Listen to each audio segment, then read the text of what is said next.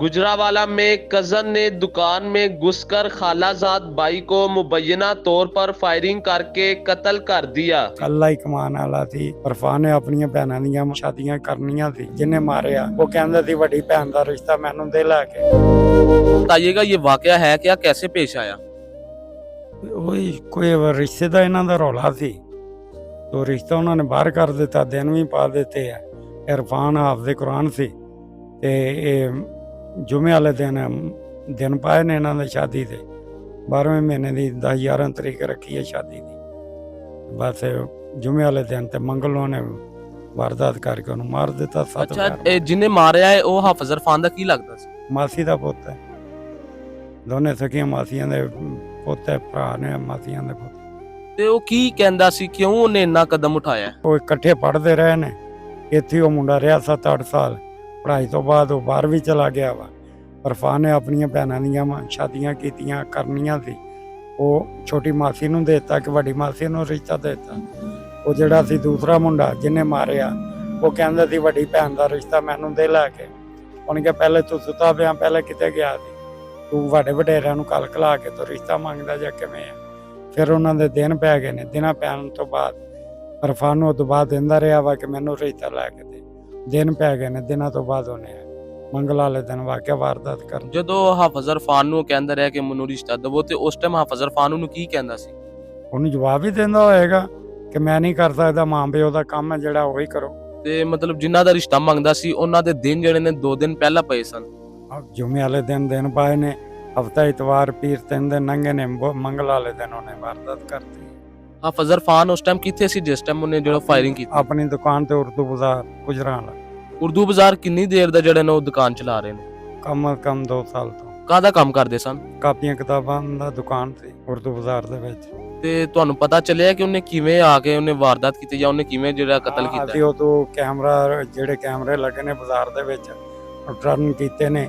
ਉਹ 3 ਚੱਕਰ ਉਹਨੇ ਮਾਰੇ ਨੇ। ਤੀਸਰੇ ਚੱਕਰ ਤੇ ਪਹਿਲੇ 2 ਚੱਕਰ ਜਦੋਂ ਮਾਰੇ ਨੇ ਉਦੋਂ ਕੋਈ ਹਮਸਾਇਆ ਦੁਕਾਨਦਾਰ ਉਹਦੇ ਕੋਲ ਬੈਠਾ ਸੀ। ਉਹ ਖਾਲੀ ਸਾਈਡ ਤੇ ਫਿਰਦਾ ਰਹਿੰਦਾ ਸੀ। ਫਿਰ ਤੀਸਰੀ ਦਫਾ ਆਇਆ ਤੇ ਉਹ ਇਕੱਲਾ ਬੈਠਾ ਸੀ ਇਰਫਾਨ। ਫਿਰ ਉਹਨੇ ਅੰਦਰ ਵੜਿਆ ਵਾ ਕੈਬਨ ਦੇ ਉੱਤੇ। ਬੜੇ ਆਰਾਮ ਨਾਲ ਉਹਨੇ ਫੈਰ ਮਾਰੇ ਨੇ। ਪਹਿਲੇ 3 ਫੈਰ ਇਰਫਾਨ ਨੇ ਬੰਦ ਚ ਬਰਦਾਸ਼ਤ ਕੀਤੇ ਨੇ। ਫਿਰ 2 ਫੈਰ ਸਾਹਮਣੇ ਮਾਰੇ ਨੇ, 1 ਵੱਖੀ ਚ ਮਾਰਿਆ। ਫਿਰ ਜਿਹੜਾ ਛਾਤੀ ਵਾਲਾ ਫੈਰ ਮਾਰਿਆ ਸਾਹਮਣੇ, ਉਹ ਫਿਰ 7 ਫੈਰ ਮਾਰ ਕੇ ਤੇ ਆਰਾਮ ਨਾਲ ਹੀ ਤੁਰਿਆ ਗਿਆ ਵਾ। ਹੁਣ ਸਾਨੂੰ ਨਹੀਂ ਪਤਾ ਗਲੀ ਤੋਂ ਸਾਈਡ ਤੇ ਕੋਈ ਕਾਰ ਖੜੀ ਹੈ, ਮੋਟਰਸਾਈਕਲ ਖੜੀ ਆ, ਉੱਤੇ ਬਹਿ ਕੇ ਅੱਲਾ ਬੇਲੀ ਹੋਇਆ। ਅੱਛਾ, ਮੈਨੂੰ ਦੱਸੋ ਜਿਸ ਟਾਈਮ ਉਹਨੂੰ ਫਾਇਰ ਲੱਗੇ ਨੇ ਉਸ ਤੋਂ ਬਾਅਦ ਕਿੰਨੀ ਦੇਰ ਜਿਹੜਾ ਹੋਸ਼ 'ਚ ਰਹੇ ਨੇ? ਉਹ ਤਕਰੀਬਨ 1.5-2 ਘੰਟਾ ਰਹੇ ਨੇ। ਹਸਪਤਾਲ ਲੈ ਕੇ ਗਏ ਆ, ਕਾਫੀ ਦੂਰ ਹੈ ਹਸਪਤਾਲ। ਉੱਥੇ ਫਿਰ ਪੁਲਿਸ ਪਹੁੰਚੀ ਹੈ ਸਾਰੀ। ਪੁਲਿਸ ਨੇ ਬਿਆਨ ਲਏ ਨੇ। ਇਰਫਾਨ ਨੇ ਆਪ ਹੀ ਸਾਰੇ ਬਿਆਨ ਦਿੱਤੇ ਆ ਕਿ ਮੈਨੂੰ ਮਾਸੀ ਦਾ ਪੁੱਤ ਫਲਾਨਾ ਉਹੀ ਮਾਰਨ ਵਾਲਾ ਉਹੀ ਆ। ਫਿਰ ਉਹਦਾ ਜਿਹੜਾ ਛਾਤੀ ਵਾਲਾ ਫੈਰ ਸੀ ਉਹ ਦਿਲ ਤੇ ਲੱਗਿਆ ਵਾ। ਉਹਦੀ ਵਜ੍ਹਾ ਨਾਲ ਬਲੀਡਿੰਗ ਬਹੁਤ ਜ਼ਿਆਦਾ ਹੋ ਗਈ। ਅੱਛਾ, ਮੈਨੂੰ ਦੱਸੋ FIR ਦੇ ਇੰਦਰਾਜ ਹੋਇਆ? ਜੇ ਹੋਇਆ ਤਾਂ ਪੁਲਿਸ ਕੀ ਕਾਰਵਾਈ ਕਰ ਰਹੀ ਹੈ? ਪੁਲਿਸ ਨੇ ਗ੍ਰਿਫਤਾਰ ਕਰ ਲਿਆ ਵੇ। ਉਹ ਲੈ ਆਂਦਾ ਵਾ ਥਾਣੇ ਆ, ਗ੍ਰਿਫਤਾਰ ਕੀਤਾ ਹੋਇਆ ਵਾ ਉਹਨਾਂ ਕੋਲ। ਅੱਛਾ, ਜਿਹੜਾ ਕਾਤਲ ਹੈ ਉਹਦੀ ਵਾਲਦਾ ਨੇ ਤੁਹਾਡੇ ਨਾਲ ਕੋਈ ਰਾਬਤਾ ਨਹੀਂ ਕੀਤਾ ਕਿ ਮਤਲਬ ਐਡਾ ਵੱਡਾ ਕੰਮ ਹੋ ਗਿਆ ਤੇ ਉਹਨਾਂ ਕੋਈ ਮਾਫੀ ਵਾਸਤੇ ਕੋਈ ਫੋਨ ਸ਼ੋਨ ਨਹੀਂ ਕੀਤਾ? ਹਾਲੇ ਕੋਈ ਇਤਲਾਹ ਨਹੀਂ ਦੀ। ਇਹ ਹੋ ਸਕਦਾ ਚਲੀ ਸੋਏ ਤੋਂ ਬਾਅਦ ਕੋਈ ਗੱਲਬਾਤ ਹੋਵੇ। ਤੇ ਕੀ ਕਹੋਗੇ ਮਤਲਬ ਕਿ ਇਹ ਦੋਵੇਂ ਕਜ਼ਨ ਸਨ, ਇੰਨੀ ਦੇਰ ਉਹ ਇਕੱਠੇ ਰਹੇ ਨੇ, ਇਹ ਹੀ ਘਰ ਦੇ ਵਿੱਚ ਜੰਮੇ ਪਲੇ ਨੇ, ਤੇ ਉਹਨੇ 1 ਮਿੰਟ ਨਹੀਂ ਲਾਇਆ ਤੇ ਐਡੇ ਸੋਹਣੇ ਮੁੰਡੇ ਨੂੰ ਉਹਨੇ ਕਤਲ ਕਰ ਦਿੱਤਾ। ਮੁੰਡੇ ਦੀ ਤੇ ਇੰਨੀ ਕਿ ਨੇਕ ਨੀਤੀ ਕਿ ਪੂਰਾ ਬਾਜ਼ਾਰ, ਪੂਰਾ ਸ਼ਹਿਰ, ਪੂਰੀ ਆਬਾਦੀ ਇਤਵਾਲੀ ਇਹ ਕਹਿ ਰਹੀ ਹੈ ਕਿ ਇਹ ਜਿਹਾ ਮੁੰਡਾ ਹੀ ਕੋਈ ਨਹੀਂ। ਹਾਫਿਜ਼ ਕੁਰਾਨ ਹੈ। 2 ਸਾਲ ਸਾਡੇ ਕੋਲੇ ਤਰਾਬੀਆਂ ਪੜ੍ਹਾਉਂਦਾ ਸੀ, ਅੱਗੇ ਪਿੱਛੇ ਸਾਰੀ ਜਮਾਤ ਕਰਾਉਂਦਾ ਸੀ।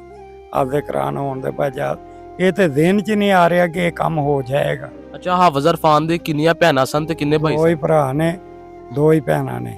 ਇੱਕ ਛੋਟਾ ਬੱਚਾ ਉਹਦਾ 15 ਸਾਲ ਦਾ। ਉਹ ਬੱਚਾ ਵੀ ਉੱਥੇ ਕੋਲ ਹੀ ਲੈ ਗਿਆ ਸੀ ਕਿ ਇੱਥੇ ਪੜ੍ਹ ਕੇ ਮੇਰੇ ਕੋਲੇ ਆ ਜਾਇਆ ਕਰੇਗਾ ਦੁਕਾਨ ਤੇ, ਨਾ ਮੇਰੇ ਨਾਲ ਕੋਈ ਹਮਦਰਦ ਕਰਾਇਆ। ਯਾਨੀ ਹਾਫਿਜ਼ ਇਰਫਾਨ ਜਿਹੜਾ ਉਹ ਘਰ ਦੇ ਵਿੱਚ ਇਕੱਲਾ ਕਮਾਉਣ ਵਾਲਾ ਸੀ? ਇਕੱਲਾ ਹੀ ਕਮਾਉਣ ਵਾਲਾ ਸੀ। ਵਿਚਾਰੇ ਨੇ ਬਹੁਤ ਦੁੱਖ ਚੱਲਿਆ। ਬਾਪ ਜਿਹੜਾ ਉਹਦਾ ਜ਼ਿਹਨੀ ਤੌਰ ਤੇ ਸਹੀ ਨਹੀਂ ਹੈਗਾ। ਤੇ ਕੀ ਮੁਤਾਲਬਾ ਤੁਹਾਡਾ ਅੱਲਾਹ ਹੁਕਮ ਨਾਲ?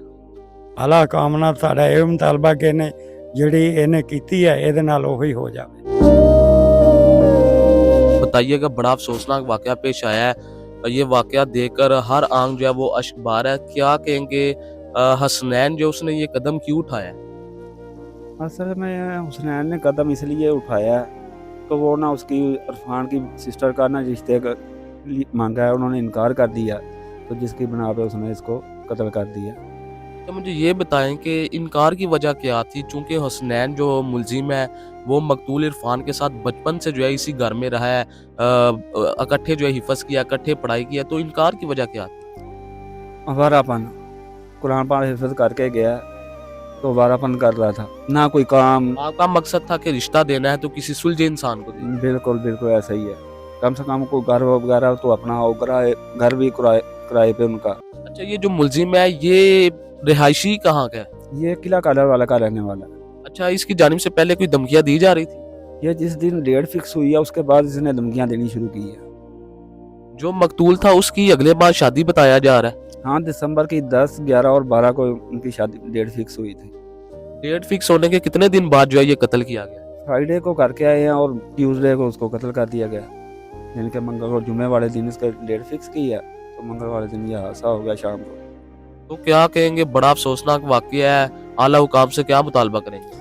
हम सबसे पहले तो सीएम मरियम नवाज साहब से अपील करते हैं कि हमें जल्द से जल्द इंसाफ मिले, और जो जैसा उसने हमारे साथ किया है ऐसा ही उसके साथ हो, और जफर चट्टा साहब से, सीसीडी इंचार्ज से, कि हमारा ये जल्द से जल्द केस ले और इसको जामे इबरत तक पहुँचाए।